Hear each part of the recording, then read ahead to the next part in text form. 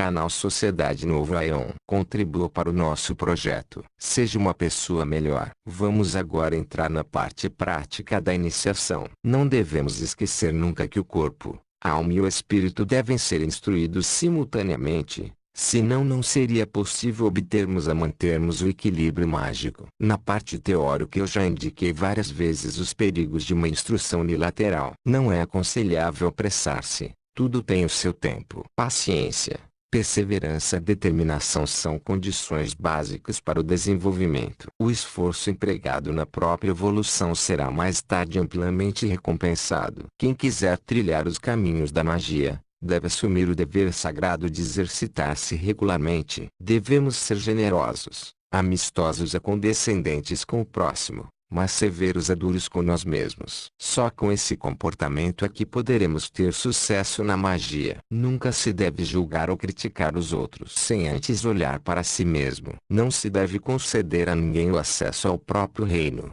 O mago não deve falar sobre a sua caminhada, sua escalada e seu sucesso. O maior poder reside no silêncio. A quanto mais esse mandamento for obedecido, tanto mais acessíveis e facilitados serão os caminhos a essas forças. Devemos organizar-nos de tal maneira a empregar o máximo tempo possível nessa escalada. Não é necessário permanecer horas tomando cerveja na companhia de pessoas que não têm nada a dizer. O tempo escorre feito água e não volta nunca. Devemos definir um determinado período de tempo para tudo isso, mas este deverá ser mantido de qualquer maneira. As exceções só deverão ser aceitas em casos totalmente inevitáveis. O homem é uma espécie muito apegada aos seus hábitos.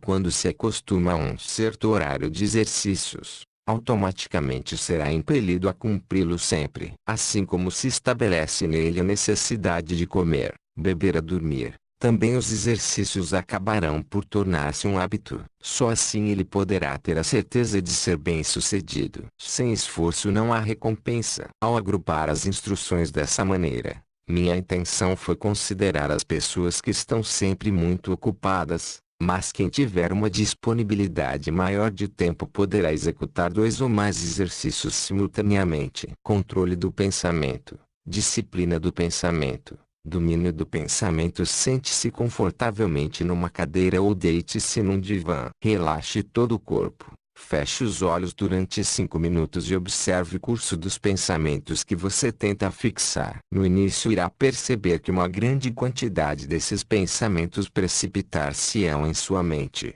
Na sua maioria pensamentos relativos a coisas e situações do dia a dia, às suas atividades profissionais, suas preocupações em geral. Imagine-se na posição de um observador silencioso, totalmente livre e independente. Conforme o estado de ânimo e a situação em que você se encontrar no momento, esse exercício será mais ou menos difícil de realizar. Não se trata de perder o curso do pensamento ou de esquecê-lo, mas de acompanhá-lo com atenção. Devemos sobretudo evitar pegar no sono durante o exercício. Ao nos sentirmos cansados, devemos interromper o exercício e imediatamente adiá-lo para uma outra ocasião, quando então assumiremos o compromisso de não nos deixarmos dominar pelo cansaço. Para não perder o seu tempo precioso, os indianos, por exemplo, borrifam ou esfregam água fria no rosto ou no peito. Assim conseguem permanecer despertos. Algumas respirações profundas antes do exercício também eliminam e previnem o cansaço e a sonolência. Com o tempo,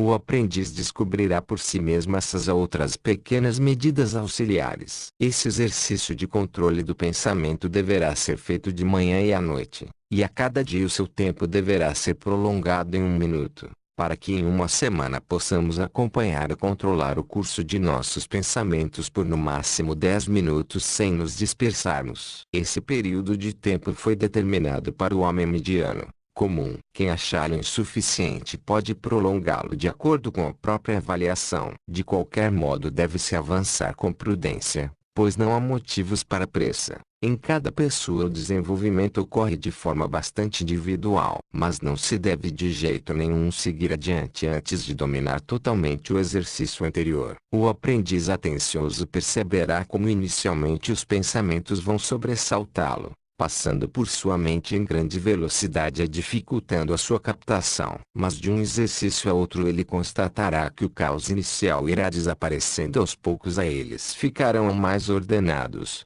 até que só uns poucos surgirão na sua mente como que vindos de muito longe. Devemos dedicar a máxima atenção a esse trabalho de controle do pensamento, pois ele é extremamente importante para a evolução mágica, o que mais tarde se evidenciará por si mesmo. Pressupondo-se que o exercício em questão foi suficientemente elaborado a que todos já conseguem dominar a sua prática, podemos prosseguir com mais uma instrução, que é a instrução mental. Já aprendemos a controlar nossos pensamentos. O exercício seguinte consiste em não permitir que pensamentos insistentes e indesejados aflorem em nossas mentes. Por exemplo, ao retornarmos à nossa vida privada familiar, devemos estar em condições de evitar as preocupações ligadas ao nosso trabalho profissional. Todos os pensamentos que não pertencem à nossa vida privada devem ser desligados.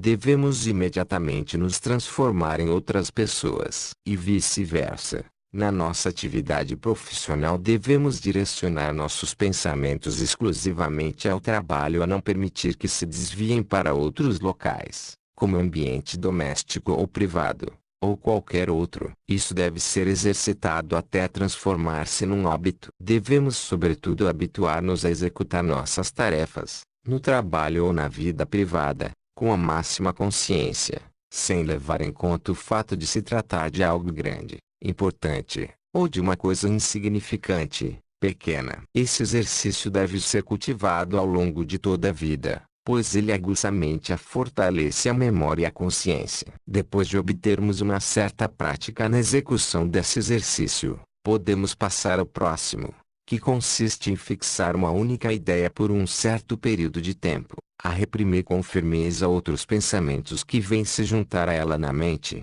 com violentos sobressaltos. Escolha um pensamento ou uma ideia qualquer de sua preferência, ou então uma imagem. Fixe-a com toda a força.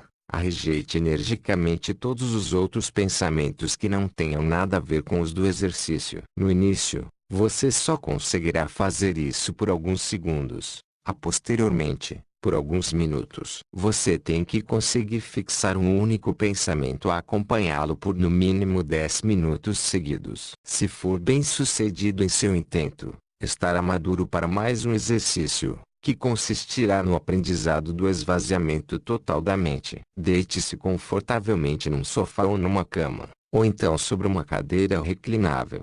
Relaxe o corpo inteiro. Feche os olhos. Rejeite energicamente todos os pensamentos emergentes. Em sua mente não deve haver nada, somente o vazio total. Fixe esse estado de vazio total, sem se desviar ou se distrair. No início você só conseguirá manter isso durante alguns segundos, mas exercitando-se constantemente conseguirá um melhor desempenho. O objetivo do exercício será alcançado quando você conseguir manter-se nesse estado durante 10 minutos completos, sem se distrair ou adormecer. Seus sucessos, fracassos, tempos de duração dos exercícios e eventuais perturbações deverão ser anotados cuidadosamente num diário mágico. Mais detalhes sobre isso serão apresentados no item Instrução Mágica da Alma. Esse diário servirá para o controle pessoal de sua escalada. Quanto mais consciencioso você for na consecução dos exercícios aqui descritos, tanto melhor será a sua assimilação dos restantes. Elabore um plano preciso de trabalho para a semana entrante ou para o dia seguinte. E principalmente,